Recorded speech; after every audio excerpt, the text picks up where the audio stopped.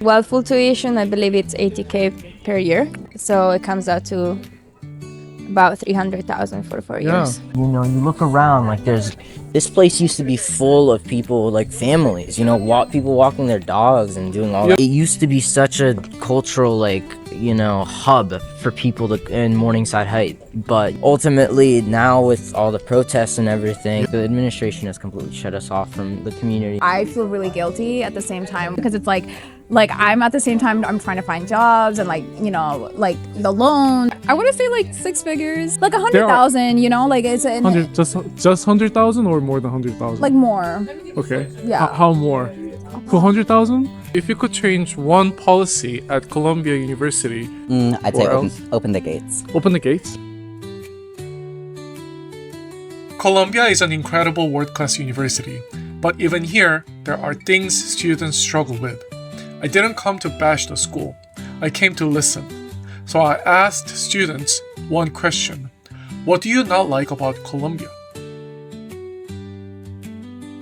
When I first came here as a freshman, the gates were always open all the time. Oh, yeah. Before the protests following didn't know. October 7th, 2023. The president actually called in the New York Police Department. Oh, wow. In the end, 78 protesters were arrested. Campus access is really a unique thing with Columbia, I would say. Campus used to be open to everyone before I was here, and now it's not. I think that's really frustrating. I'm a little bit frustrated with the security. It's pretty locked down and hard to get visitors in and guests in sometimes. Especially when you have such a beautiful campus, you kind of want to share it, and it's so hard to, you can't bring people into the library unless they attend the school. This place used to be full of people, like families, you know, people walking their dogs. And I think this is a beautiful university with many opportunities. Yeah. However, it can be also very elitarian, meaning it can be a place for people who can only afford it, and other communities are not as well represented. It's not direct discrimination, there's like a subtle discrimination where people who are born in upper classes, they immediately sense that you're not one of them and they cut you off. So finding community, especially someone that came here from a school where nobody really goes to Ivies. There's something to say about the people that light up when you like enter a room. Like that's the difference between just like, to me, just being like in a networking environment versus like these are people that I can do life with. I would have to say not everyone's in the same like socioeconomic bracket. Like what? Like a lot of people here are just Upper rich. class? Yeah, Yeah. upper class. But not everyone here is rich either. And they're working just as hard as everybody else. Times like being on like the lower income side of like the overall spectrum of the school, and also being first gen, I sometimes feel very like discouraged from seeking certain resources that I know other people have.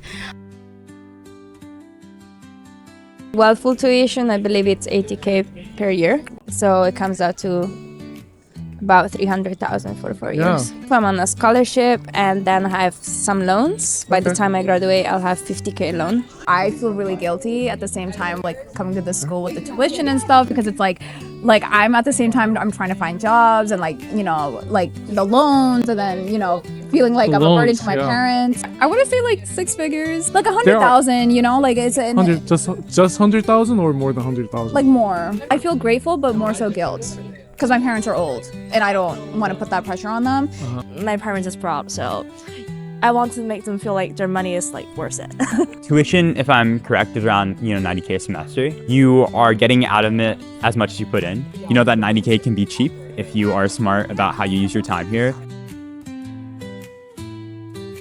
I would definitely say how competitive it is at all times. There tends to be a lot of pressure to go towards specific career paths that tend to be pretty competitive, and people don't like to show support to one another. People sometimes like to lie about what internships they're applying to, or where they got back from, or how they got their internships, and they act like everything's off merit, which can just be frustrating because everyone knows that it's all about networking. It makes it really hard for people who are coming from like lower income backgrounds or first gen backgrounds to figure out how they can get like good internships, get like the same resources that people from like upper class and like families that have already been like generationally like college educated can get.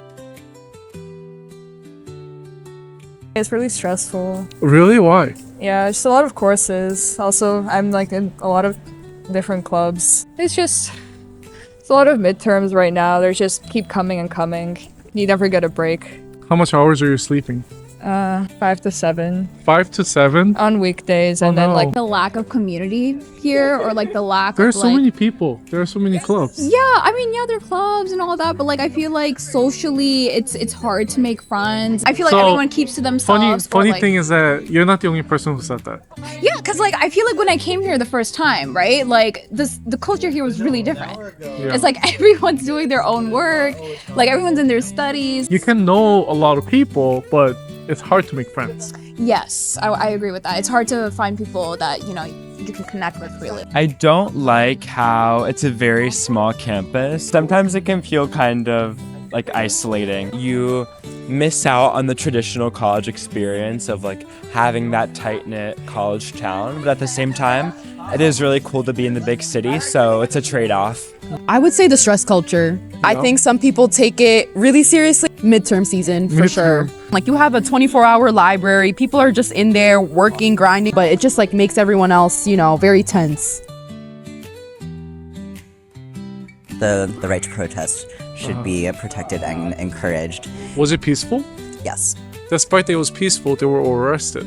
Indeed. I think Colombia is concerned with its image. Now we have, the permit, like you have a permit to protest thing. Are we, like, that to me is dystopian. Like, we should be allowed to protest and say, peacefully what we believe in and fight for things that we believe in. 100%, yeah. And I don't think that anybody should be able to control that freedom of speech, I think that when a lot of people are applying, they tend to hear about this legacy of activism. I don't want to get too much into politics on camera, but especially because I think me not wanting to say something is also emblematic of the broader culture that now exists at Columbia of just fear of being able to speak your mind.